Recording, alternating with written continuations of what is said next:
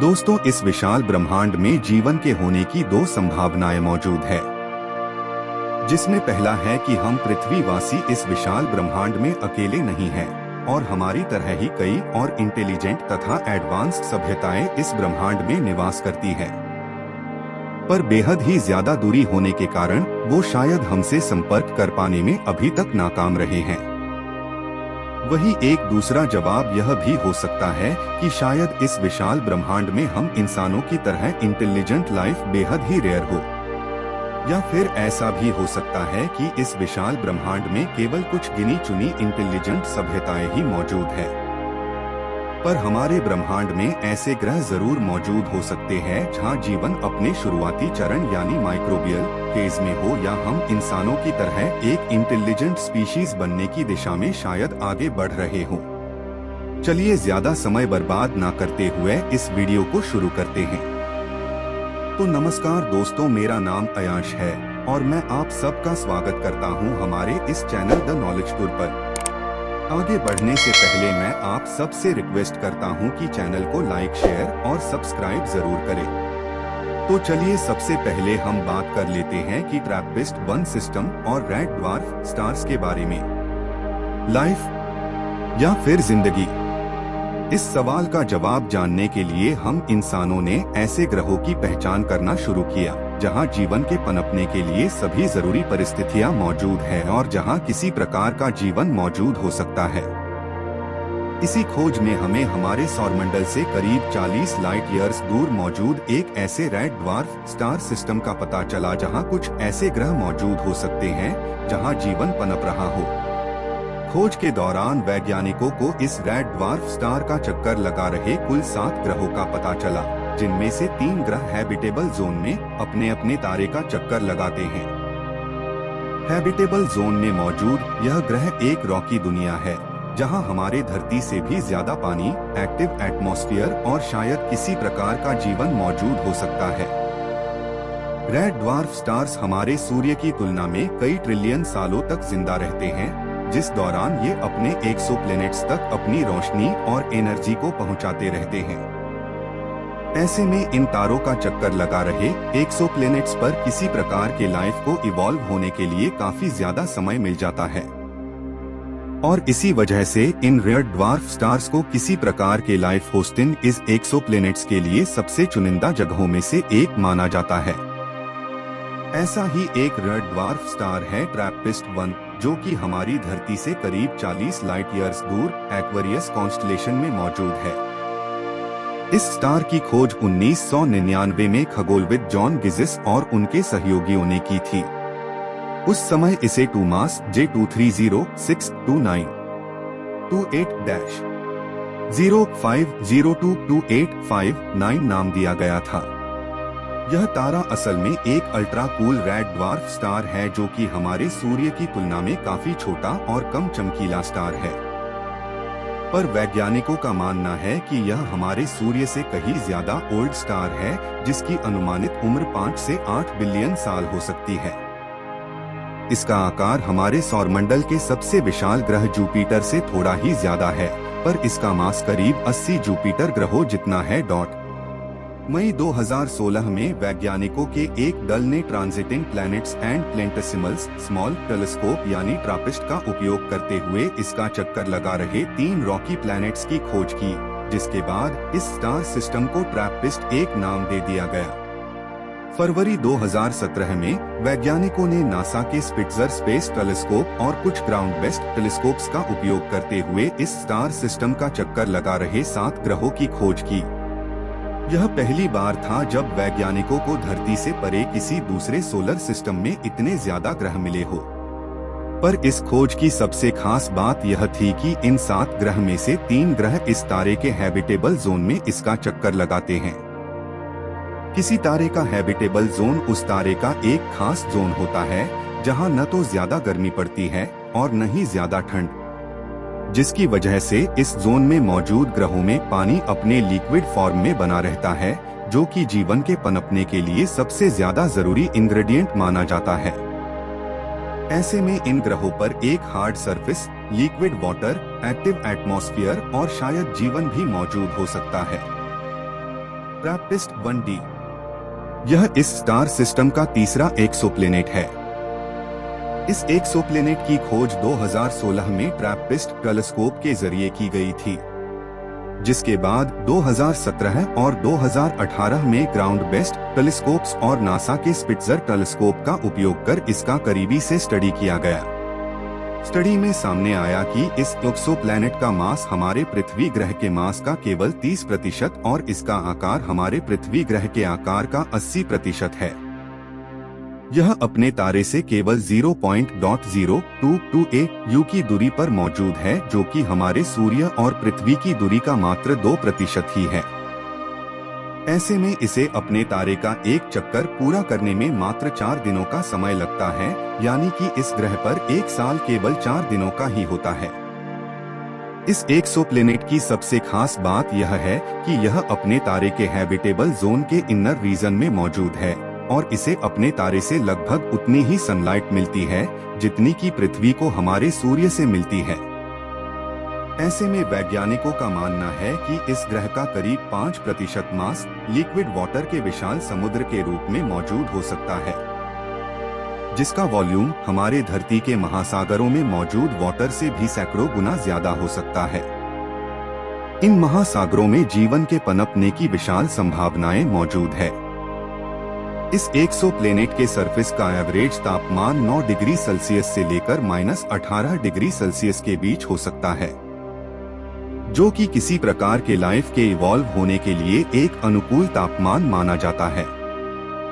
अपने red dwarf तारे से नजदीक मौजूद होने के कारण यह एक्सोप्लैनेट अपने तारे से टाइटली लॉक्ड हो सकता है, यानी इस तारे का एक साइड हमेशा अपने तारे की ओर तो दूसरा साइड हमेशा अपने तारे के दूसरी ओर रहता है। ऐसे में इसके एक साइड में तापमान जीवन के लिए अनुकूल रहता है तो दूसरा साइड बेहद ही ठंडा रहता है। पर वैज्ञानिकों का मानना है कि इसका एक्टिव एटमॉस्फेयर इसके दूसरे साइड तक जरूरी एनर्जी पहुंचाकर इस एक्सोप्लैनेट के क्लाइमेट को स्टेबल रखता होगा। यह एक रॉकी एक्सोप्लैनेट जिसका आकार दूसरे ट्रैपिस्ट एक ग्रहों की तुलना में काफी छोटा है, जिसकी वजह से इसकी सरफेस ग्रेविटी मात्र 0.48 ग्राम है, यानी कि इस ग्रह पर आपका वजन धरती की तुलना में आधा ही होगा। वैज्ञानिकों को यहाँ हमारे धरती की तरह ही एक बेहद ही एक्टिव एटमॉस्फेयर का पता चला है, जो कि इसके सरफेस को इसके तारे से आने वाले अल्ट्रावायलेट रेस से बचाता होगा। इसका अर्थ सिमिलैरिटी इंडेक्स 0.91 है, जो कि इसे सौरमंडल से परे अभी तक खोजा गया धरती से छठवां सबसे ज्यादा मिलता जुलता एक्सोप्लैनेट बनाता है, जहां लिक्विड वाटर के महासागर, रॉकी सरफेस और एक एक्टिव एटमॉस्फेयर मौजूद हो सकता है। ऐसे में यहाँ किसी प्रकार के माइक्रोबियल लाइफ या कॉम्प्लेक्स लाइफ के इवॉल्व होने की संभावनाएं काफी ज्यादा है। ट्रैपिस्ट 1E यह इस स्टार सिस्टम का चौथा एक्सोप्लैनेट है।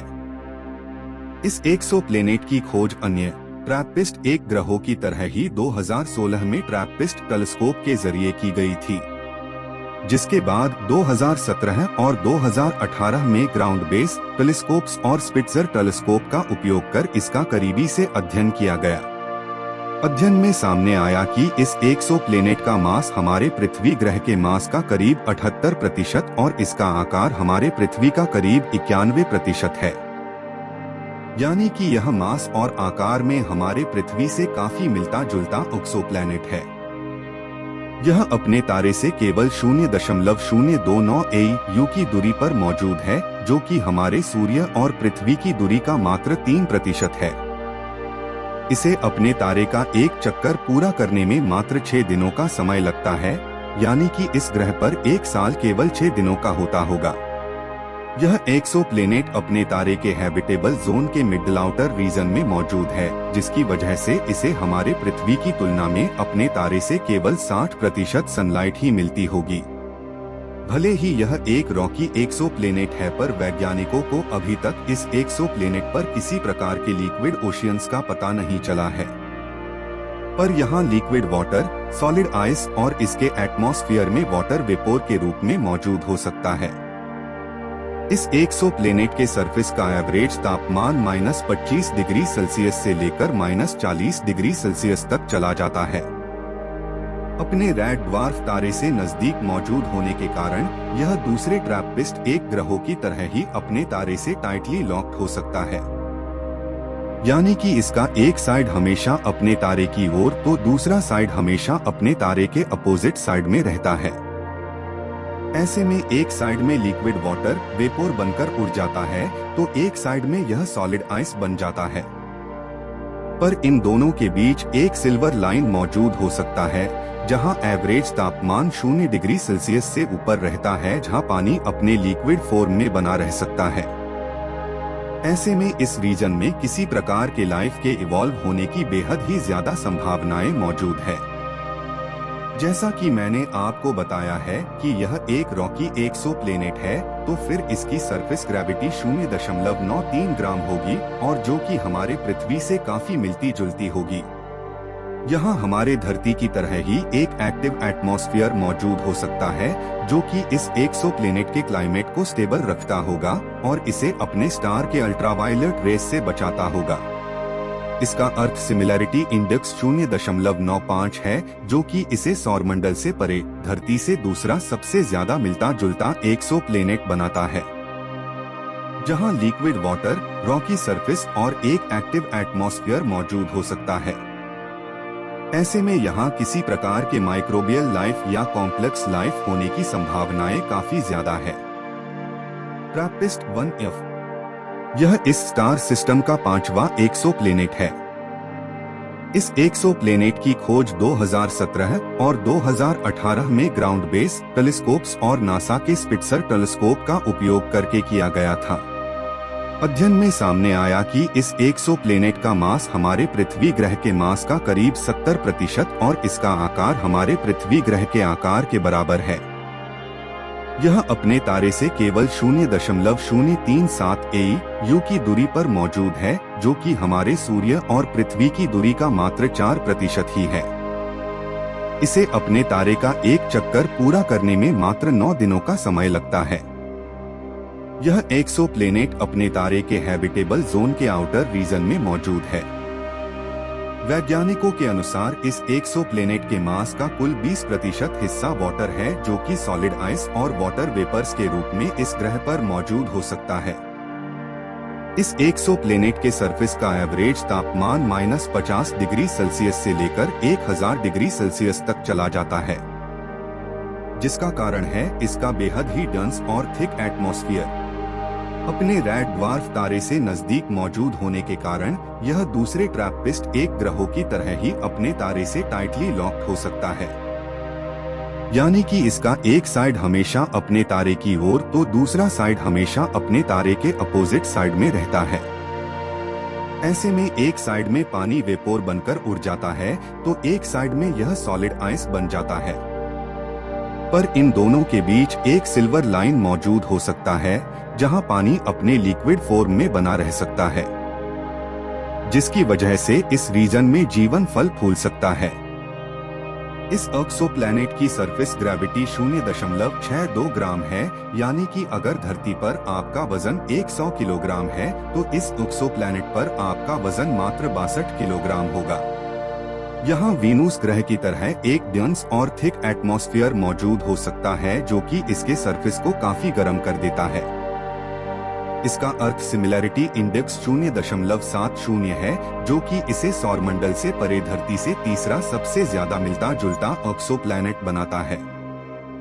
ऐसे में वैज्ञानिकों को उम्मीद है कि इन 3 ग्रहों में से किसी न किसी ग्रह पर जीवन मौजूद होगा या फिर फल फूल रहा होगा।